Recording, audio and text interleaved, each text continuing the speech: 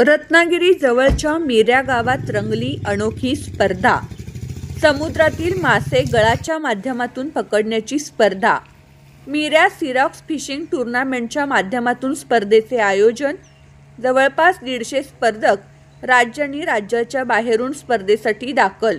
स्टिंगरेस्ट, मोडोसा, red spanner, जिती आणि catfish असे विविध मासे लागले स्पर्धकांच्या गळाला।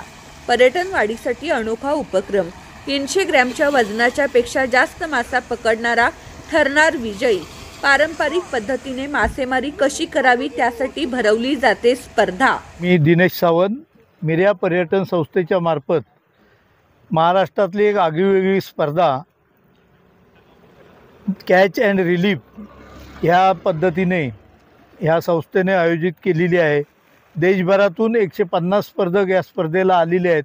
स्पर्धकांचा प्रतिसाद चांगला आहे आणि ही स्पर्धा घेण्यामागचा उद्देश हाच आहे की इथलं पर्यटन वाढावं।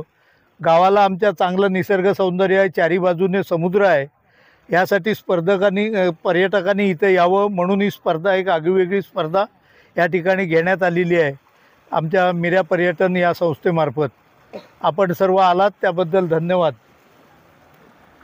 साधारण विजेता कसा घोषित केला जाईल?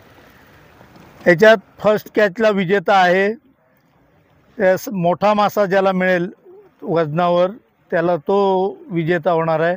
जास्त मासे जो 4 वाजेपर्यंत मिळवेल तो एक विजेता आहे। याच्यात 5-6 बक्षिसं आहेत। साधारण पहिलं बक्षीस ₹1,00,000 आहे आणि शेवटचं बक्षीस 50,000 पर्यंत जाईल।